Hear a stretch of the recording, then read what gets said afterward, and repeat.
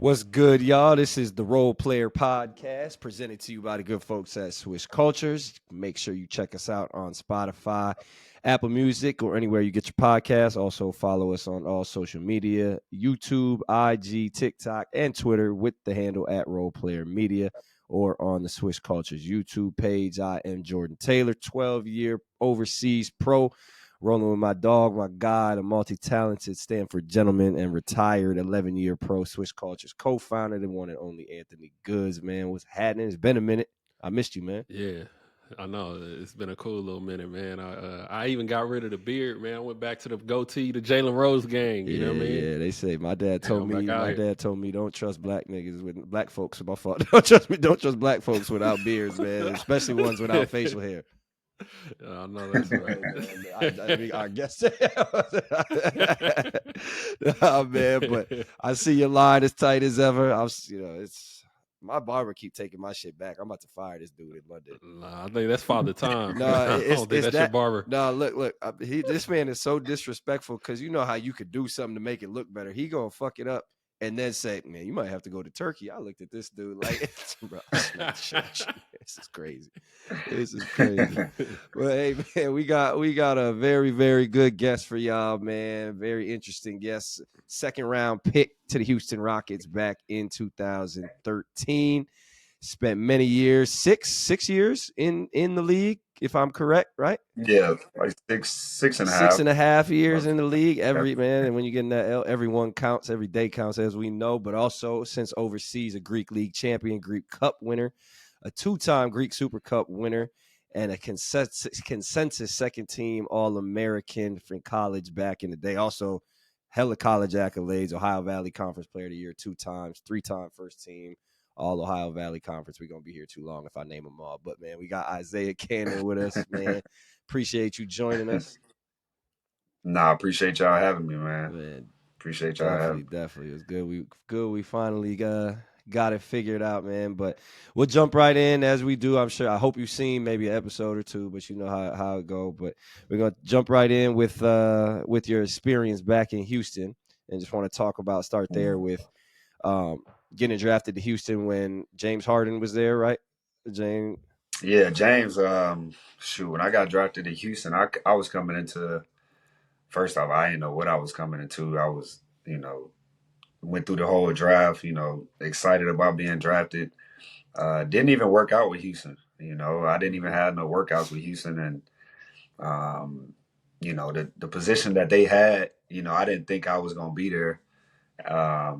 And be available for them, but ended up being available, and they took me and came to a team that was kind of veteran heavy, and with a Hall of Famer coach, Kevin McHale, old school, blue collar type coach, and I had James Harden as one of my vets at the time. I think he had just got there. He had just signed that deal to go to Houston from OKC. So I think it was like his first year there. I had guys like Jason Terry, Francisco Garcia there.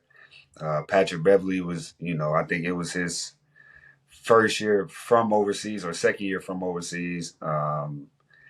Patrick Beverly, Jeremy Lin had just got there from New York after the whole Linsanity thing. Mm-hmm. And I had Aaron Brooks there. So I had like three, quote unquote, veteran guys in front of me when I got there. So, I spent my first year pretty much, just learning from them, back and forth from G League. They used at the time it was the D League as like they always send their draft picks and young guys down there to kind of develop, get used to the system, get used to the NBA game. So my rookie year, I was back and forth, played some when guys got injured, and I had a good time in Houston. It was we was winning. We was in the playoffs that year. I think we ended up losing to Portland when Damian Lillard hit that, one of the first crazy buzzer beaters that he had hit. That was against us. Off so the down screen. Seeing that and just being able to my first year be up on the guys that I can actually learn from, and then I get the best of both worlds. James he was younger then, and he was in his in his prime, so he was um, one of the main guys in the league. With all them crazy triple doubles, 50-point games, 55-point games. Was able to get a chance to experience all that. Dwight Howard was there too, and he was a good point in his career. So it was a bunch of guys there that and they drafted me, so I got a chance to experience a lot of things my first 2 years in the league with Houston. What you think about going into, because that's a unique position to go into, two superstars, you know what I'm saying? Do you think this for both y'all think it's better to go in to get drafted into like a winning culture or a culture that's going to win, like you said, good coach Kevin McHale, Harden, all that, or is it better to get drafted into a losing culture where you're going to get more reps? I mean, it's Not even losing, but you know what I mean. Yeah. I mean, the older the older me now, I tell myself,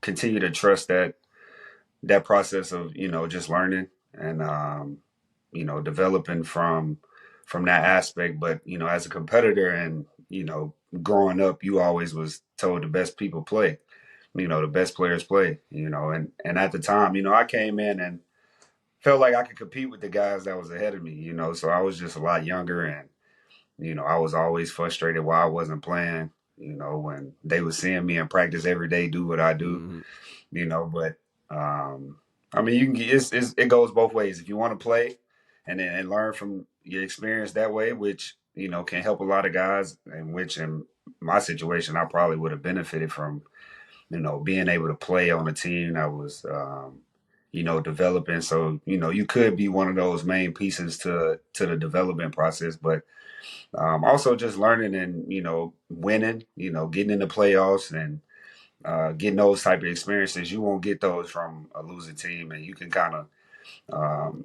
get the best of both worlds. You be with older guys that all stars that's playing, and you get those high intensity games, and you get to learn from those type of games. Or you can go somewhere and just lose every game, because I was a part of that with the trust the process in Philly. So I seen both sides of it. So now if I could tell myself go back, I'll be like, just kind of be patient and just continue to wait your turn. That's the best way I could say. Just wait your turn, do what you're supposed to do, take care of the things you're supposed to do, and it'll all work out the way it's supposed to. But I mean, I'm blessed, man. I'm from Mississippi. We ain't given a lot, growing up. So to be able to not only make it to the NBA, get drafted, just to live out those experiences, it's a blessing for me. Yo, can you dive into a little bit more of like what your day to day was like, during those times you were frustrated? Because I feel like, for people on the outside, what I mean, it's like I feel like they look at basketball players like, yo, how could you be frustrated? Like you're playing behind James Harden and Jeremy Lin and all these, what I mean, you're running down, but like, people don't understand just even like just the work that goes on, what I'm saying, behind the scenes. And then sometimes you're led astray from maybe what you're told by a staff. I mean, there's a lot of different situations that come up, but yeah, just kind of describe, you're dealing with that frustration and what frustrated you and how you came out of that. You just got to be able to handle, just knowing what you can do, knowing what you show, what you can do, but at the same time, knowing that no matter what, you might not play yet. You got to be able to control that, and that's the hardest thing, because you got to continue to be a pro. You got to continue to come to all the workouts, all the weight sessions, all the practices, be a part of all the practices. And as a rookie, you got to prove something, so you got to bring it every single day in practice. You can't like just come in and be solidified already. Regardless if you drafted or not drafted. It's just, especially on a veteran team, you got to show that professionalism every single day, because they got the coaches gonna trust the guys that's been there, and especially if you're trying to win, they might not just trust a rookie right away. So you just got to be able to block out the outside noise, all friends saying, "Oh, you killing, you should be playing," "Oh, they don't like you because you ain't playing." You got to be able to kind of channel all that, and put that to the side. Use it as motivation, but also just know that it's a business at the end of the day, and they got a plan, and we pieces to the puzzle. You just whenever your chance to be plugged in, just take advantage of that opportunity, and then just let everything else take care of itself. But as a young kid, getting drafted, coming from where you was being a guy, that can be a challenge. That can be an adjustment for you, and if you can handle that part of it, I feel like that'll get you through it. But like I say, it's tough, especially when you do it, and you do it every day, against guys that's ahead of you, or guys that they want to play ahead of you. You just got to kind of just be patient. Really, that's the best word I can tell you. You just got to be patient, but it's tough. It's tough, especially if you just like hooping. And especially, I want to not just skate over the fact that this man Anthony Goods just compared playing behind James Harden and also then said playing behind Jeremy Lin. Like it's But I'm saying, first of all, you peeped that though. You peeped, okay. I definitely wasn't competing with James. Nah, but what I'm saying is like Jay Lin coming off of that Linsanity era, crazy. like that was a different Jay Lin. It was different. It was different. He got a different market in them seats. Yeah, that's what I'm saying. So he has to play, bro. Like regardless, and at that time, he got paid too. What he got, like 25 or 30 or something like at the time. He got more than that at the time. Was it 25 a year? No, that was back 40, then. Yeah, was it 40? It was something crazy. So he got when he came from New York. I want to say he had just signed a deal, like I want to say north of 50 or right below 50. Yeah, I thought it was like 4 for 50 or 3 for not. I don't remember, but like something crazy. The deals back then, like 80 was max. Right. 80 million was max back then. You know what I mean? And that's crazy. That wasn't 10 years that was ago. about It's 10, crazy, right? 10 years ago. Yeah. Now these maxes is 300. Man, I was just talking about that today at practice. How I think in like when the Lakers won in 2010, I think Kobe was getting like 19. And now backup point guards making 13, 14. Like that shit is sick. Like, right? It's like it's like and when you get paid that much money, it's like I feel like you think it's because you so nice, and you obviously are nice. Like, don't get it twisted. Everybody in the league can play. But it's like it's really more about these motherfuckers marketing the league. Percentage of the cap. Yeah, it's a percentage of the cap. Like you really not worth that for real. But I guess you are.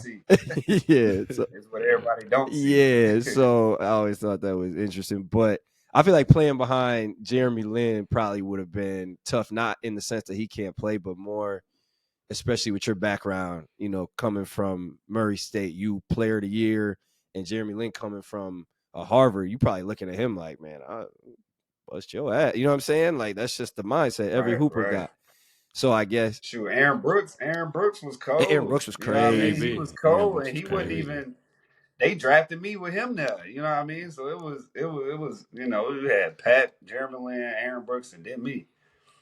So it was like from the naked eye, everybody know all three of us probably, would kill Jalen, but it is what it is. You know what I mean? It was just that market he brought, and he was coming off the whole Linsanity thing. You know what I mean? It's like it wasn't no getting in front of that at that time. That kind of had to play his course. So yeah. I mean, Jeremy Lin can play. Yeah, what I mean? He's not a bad player. He's not a bad player. It's just when your typical point guard or backup point guard that you was, seeing, or people would just be like, oh yeah, I want him to play. Yeah. It wasn't that. But I mean, sure, they all, was there for a reason, and you just had to, just wait your turn. That's why I just, from being, like you said, being older now and looking at a lot of these teams, I'm like, I just feel like it's more beneficial because you got, like you just said, you got to go through Aaron Brooks, who, when you break it, Aaron Brooks he probably one of the most underrated. I'd say one of the more underrated guards in the past, like 15 years. Like, he was like a journeyman, right? But just in the sense of what he could do with the ball. But you got to play with all them dudes, or you could get drafted somewhere. Yeah, maybe you win in Maybe you go to Portland right now. Anthony Simon's injured, but you play in 25 minutes just because you have to. And it's like, all right, you know what I'm saying? So I always struggle with that idea. But then, shit, maybe you get some crazy, maybe you in Charlotte with some crazy ass dudes, Kai Jones in the locker room. You know what I'm saying? Like, and now, you know what I'm saying? So grass ain't always greener for sure. Man. You know what I mean? So, man. I think it also depends on who you are, though. Like, you know what I mean? A lot of guys don't leave college with, you know, that maturity or that foundation in regards to their work ethic to make it long term in the league. And at that point, you definitely got to step into like a winning culture with some vets. Whereas, like, you know, if you solid, I think you can go to, you know, a Charlotte, keep your head down and focus on, you know, the task at hand. But then once, you know, like once you get like a Kai Jones or, you know, I mean, even Book Knight, you know, he's had some trouble down there in Charlotte. It's like, you know, when you go to a team that don't have them vets that's gonna reel you in and keep you away from your demons, whatever they are, you know what I mean? It's it could be tough. Yeah, and I had solid vets. You know, I had Jason Terry there, Francisco Garcia, Chandler Parsons was playing at, you know, he was playing at his peak at that time. Shoot, I had some vets that, you know, and it wasn't that many young guys either. It was only like maybe 2, 3 of us. I think at the time when I came in, it was only me and Rob Covington and Troy Daniels, maybe. You know, it wasn't even that many young guys. You know, I mean, it was like 1 or 2 of us. So, I mean, from that point, the team was a lot older, you know, and already established. That looking back now, what do you feel like your best? And obviously, 6.5 years in the league ain't no slot. That's crazy. Like, you know what I'm saying? Like you said, blessed. But what do you think your best opportunity was to really, really get paid, get into that, you know, that 50 a year looking back? And then at the time, what did you think was the best opportunity? You know, coming out of that trust the process way with Philly, you know, I thought I had played, you know, I averaged double figures for a season up there. Even though we damn near was in the Guinness World Record books of the less amount of wins in the NBA in one season, you know. But I ain't had nothing to do with that. You know, I did my I did my Facts. Facts. You know, I mean, I did my part. So I mean, shoot, I thought, you know, at least I had showed that I can be a solid. You know, I was actually like 2 starts away from getting a starter criteria, you know, where I get labeled as a starter. You know, I had started like 70 games or 72 games or something. Then I got hurt at the end and missed out by like 2 or 3 games. I was trying to play with a hurt shoulder just to try to get my you know, starter criteria. But I mean, I think I had the most, you know, playing experience that year, and I was coming off of my rookie deal after getting drafted. So, you know, I thought, you know, averaging double figures in the league, you know, that at least get me to about 5 or 6 a year. You know what I mean? Something like that. But, you know, obviously they took the business side of it and what was going on. You know, obviously that ain't work. But I ended up signing a 1-year deal with Chicago, you know, where I was put in another great position, you know, because Chicago had just signed D-Wade. He had just came from Miami. Jimmy Butler was there. Rondo had came also, and I was bagging up, you know, Rondo. You know, I had got a chance to bag up Rondo, and that year in Chicago, you know, was probably the first year where I was able to learn the point guard position. Because at the time I was still playing the point. You know, I was more of a scoring point guard, but I was still playing, you know, dominant point guard position at the time. So that was the first year I was able to really, you know, just learn the game, you know, learn from a Hall of Famer that and won championships, you know, played in them high level games, played with, you know, other Hall of Famers. And Rondo kind of took me under his wing and, you know, really broke down the game to me. I was able to see the game a lot different, more so from just seeing the game of being, you know, a competitor, being talented and just hooping. You know, I was able to actually, you know, take everything that I had and actually learn it and try to utilize it in being, you know, a good point guard in the league, you know. So I had the opportunity, you know, I felt like the opportunity there would have been good for me because we was, we had D-Wade there, so we was always on TV, Christmas games, the games on TV, the games, TNT, we always had those games. And that year we ended up, underachieving with everything we had because we could have easily been top 3 team in the East. We ended up being the number 8 seed that year, just through a long year, a lot of things, going with teams. And it was the first year all 3 of them was together, so they was trying to figure it out. I got my first playoff career starts there and played good in the playoffs. When Rondo broke his hand, they put me. I started, in the playoffs that year against Isaiah Thomas and the Celtics. They was the number 1 seed. He was, arguably in the MVP conversation that year. And we was up 2-0, we was right? up in that. Yeah, we was up 2-0 in that series, and we ended up, folding later on in that series. But I felt like that could have been a good opportunity for me to, solidify myself in Chicago too. But things happen, and it's just it's hard when you look back and you be like, dang, it could have worked there, or could have worked, in Houston, but I had another chance, in Phoenix. That's the thing. I had played good enough to allow myself to have these opportunities and these chances, alongside with my agent, that do a tremendous job of, keeping me in good positions and positions that, that means something, not just being put on a team where, it's probably a favor for a favor. I was actually put in positions on teams where I could play, I could solidify myself as, a piece to the team. And I signed a deal in Phoenix, where we had just drafted DeAndre Ayton, Booker was there. They still had, Caleb Bridges, some young pieces that they drafted, like Josh Jackson was there. Bridges was there yet? Marquise Chris was still playing there. Who you said? Bridges was there yet? He had. I played 1 year with Bridges. Actually, I played the year after I came off the injury. That was the kind of my last big opportunity was that season. I ended up breaking my foot, and when that kind of took me a whole year. And I got back from that, I started the next year, the first game. Actually, still don't to this day don't know how I made it back to be able to start that game after that injury I had. But I worked my ass off in rehab and therapy to get back to that point, and I actually was able to. And but they ended up wanted to change directions that year.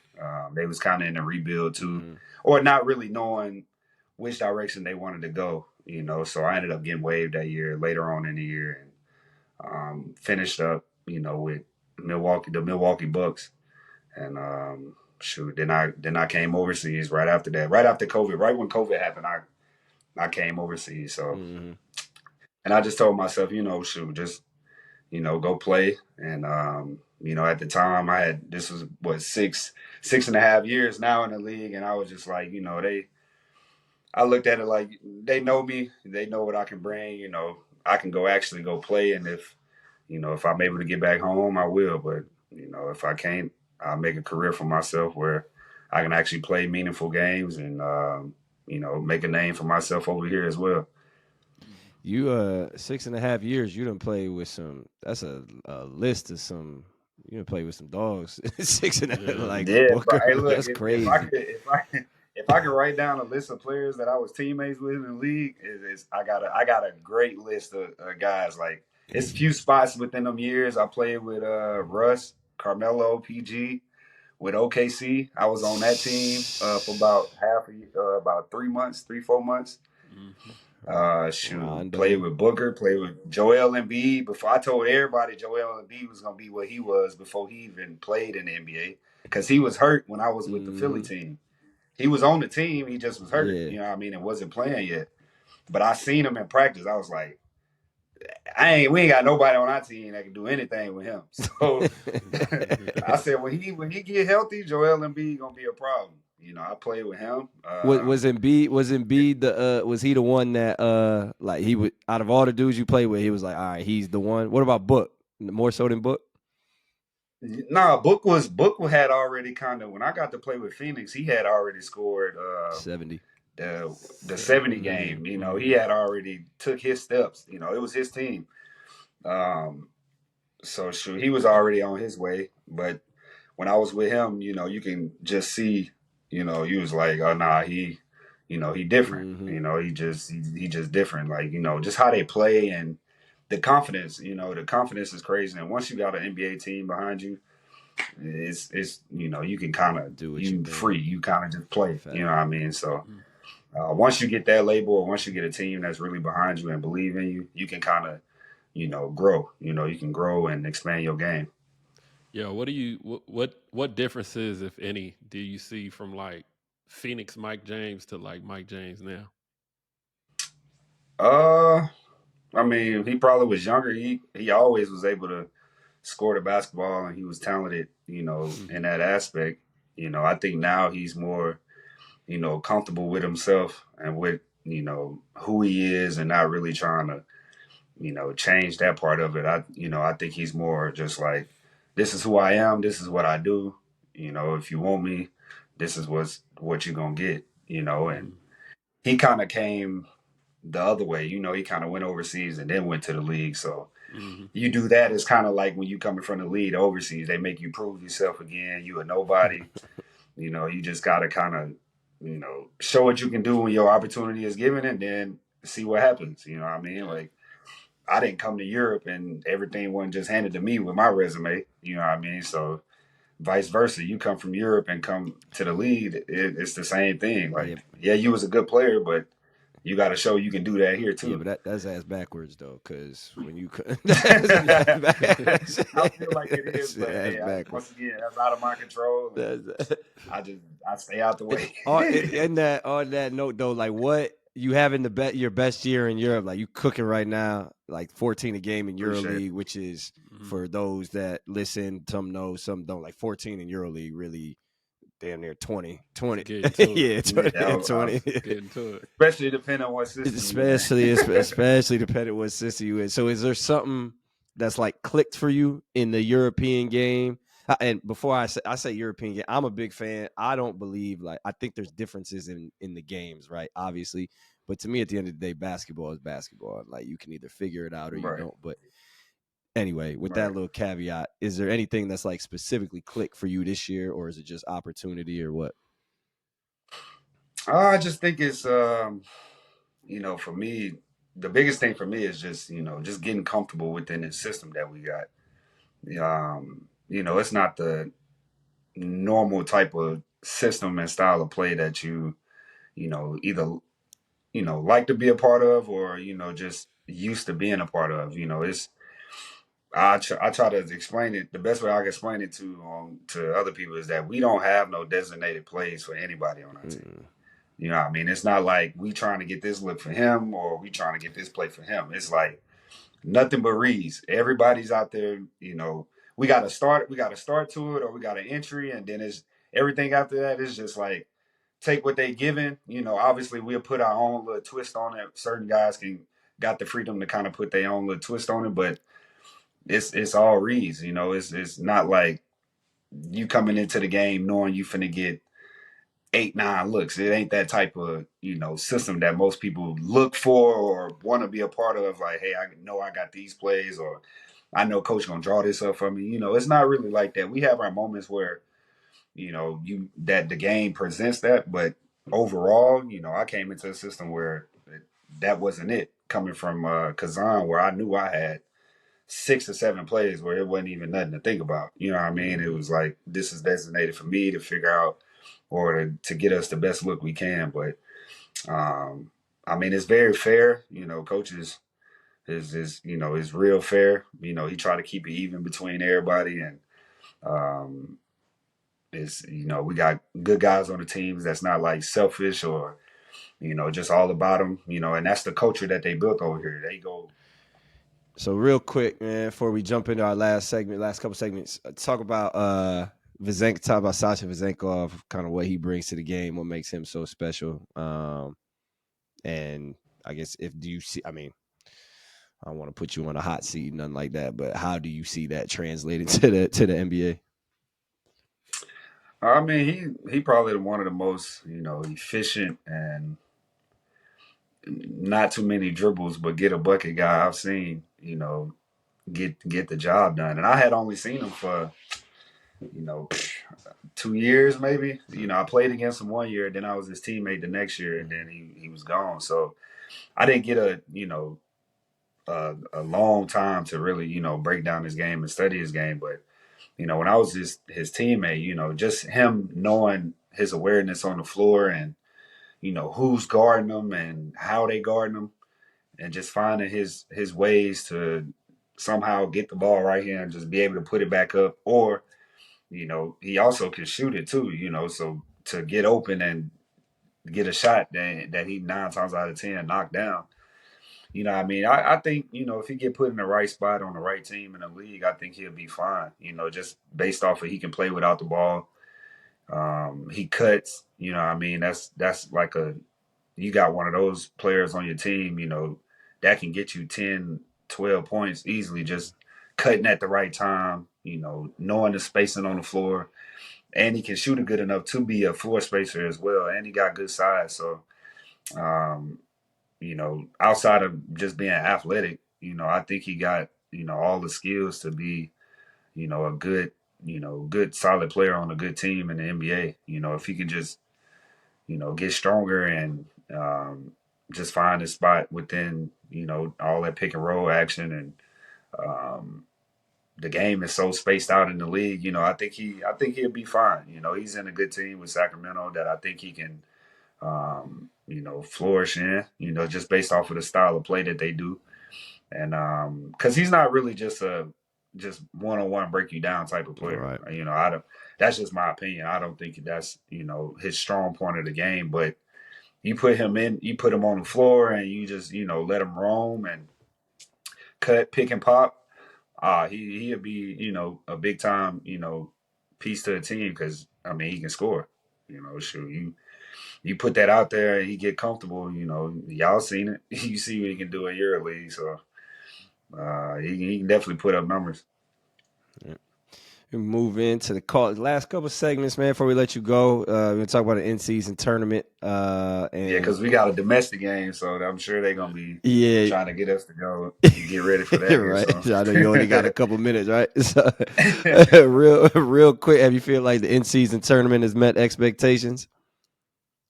I think it definitely grew on people. I don't think nobody knew what to expect besides guys over here that know the middle of the season tournaments that that everybody be wanting to win.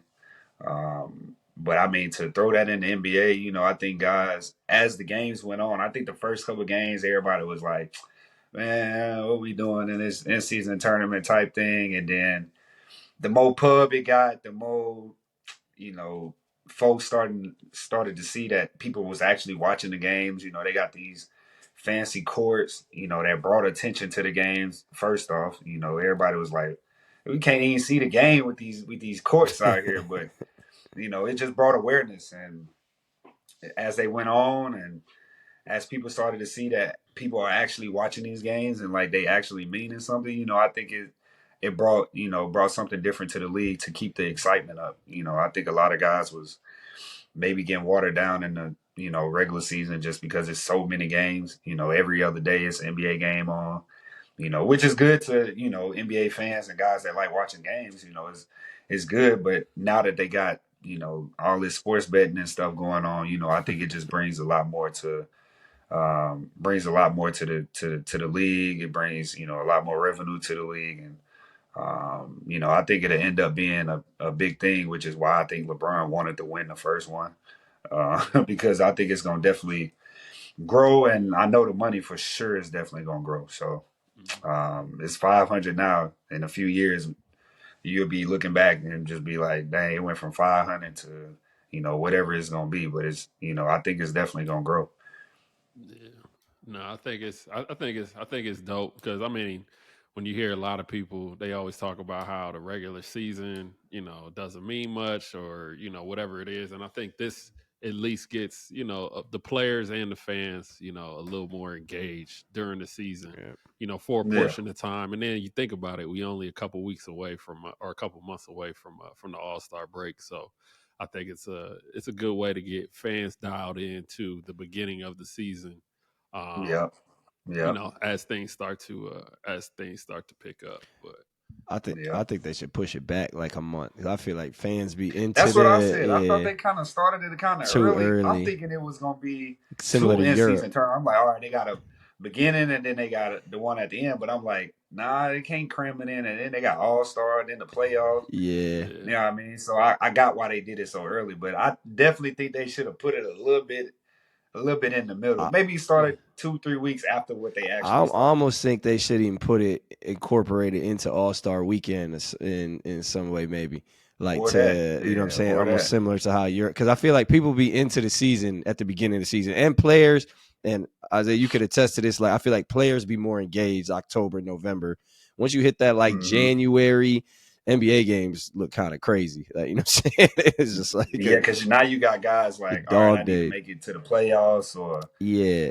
we trying to we can rest people, or some guys be like, we got to fight, to get to the playoffs. So they definitely could have that All-Star, putting it right before All-Star leading into All-Star weekend, could have probably been a nice little setup too. Yeah. Guys can leave that and go straight to All-Star, or the guys that's not in All-Star can be at the game. Yeah. You know what I mean? So I don't know if that's a choice. Maybe they didn't want to compete with NFL playoffs. I don't know what that is, but it could be something else. But you're not really, because it's during the week. So yeah, but I think you messing with the marketability of the Christmas games. You know what I mean? And then if you started later, I think how they have it right now, ending right now, I think is perfect, because now you can start hyping up the Christmas games as opposed to sandwiching everything in, and then after January, everybody's looking towards playoffs, but also you got the deadline as far as like the contracts coming up in January as well. Yeah. You know what I mean? After like January something, everybody's contracts become guaranteed, the trade deadline approaching. So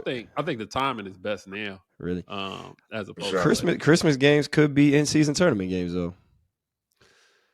Like they're just regular season games. So what, you know what I'm saying? No, I get you, but I think, in regards to, from what I heard, like the whole in-season tournament was a whole separate TV deal. Okay. So, your Christmas games already, woven into to what you're doing, but thoughts are probably above our pay grade, to be honest with you. But speaking of that, you can go paycheck, rain check. Yeah, paycheck, rain check. Last segment of the day, somebody's paycheck is taking a rain check. And staying on the topic of the in-season tournament, man, the two-way players, man, doubled their salary by winning by their team winning the in-season tournament. But nah, man, I think it's a dope opportunity when you get to be on a team like this, like the Lakers. They go out, they win it for you, and you get your paycheck doubled. You know what I mean? But I think the two-way in general, I think now is becoming more and more attractive in regards to the pay, it being like over 500,000, and then the opportunities that you get. But yeah, man, I don't really have a question off of this one, but I just more so a shout out to the Lakers two ways, man, for doubling their salary, man. I'm gonna be a bitter old man, man. I'm gonna turn into a bitter old man, because these two ways, man. When I was cut with a man, as a coming out being a fringe NBA overseas guy, and D League contracts was 18,000 or 20, whatever the fuck they were, man. I'm about to start hating. Just cause I think G League max out 35. Man. Now they got the two-way joints. But LA should be happy, but Uncle Sam gonna get his cut. I'll pay Uncle Sam. I would have paid Uncle Sam, man. 20, not doing a damn thing. Bro, you can have it. But when you think about it, like the life of a two-way player just keeps getting sweeter. Man. You know what I mean? As the years go on, man, it keeps looking better and better, for real, yo. And they got 3 of them for now? the younger guys. Because they gonna max out the age limit. So they gonna put an age limit on them two ways.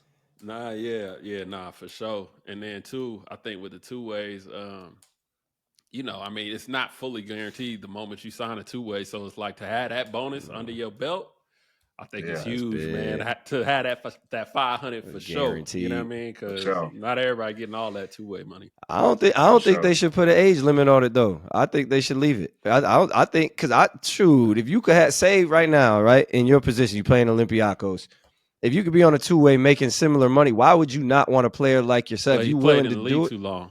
Huh? He's played in the league. Yeah. He's got too many I'm just years. let's just say for hypothetical purpose, right? Like if you could Yeah. have someone like yourself on a two-way and you willing to do it, and it's like let's say someone get hurt and you could call him up for whether it's a playoff scenario or something like that. Like why would you not, to me for the league for a product standpoint, why would you not want that? I understand the development side of it as well, but Yeah, because the league getting younger, and they want them young crops in there right now. Mm-hmm. All if you think about all the middle, kind of like the middle wave, if you ain't already got a good contract or already on one, I mean it's either you young or you already got a deal. The middle class kind of been pushed out now, yeah, but that's a good point. that's just how they grow in the game. They want the game to grow that way. That's what it is. Yeah. Heard you, man. All right, man. We gonna let you go, man. Appreciate y'all listening. Make sure you go check us out on Spotify, Apple Music, or anywhere else you get your podcast, and follow along on all social media. That's YouTube, IG, TikTok, and Twitter with the handle at Role Player Media, and on Swish Culture's YouTube page. I'm Jordan Taylor, Anthony Goods, and Isaiah Canaan. We appreciate you chilling with us, chopping it up, man. That's love. Appreciate y'all, man.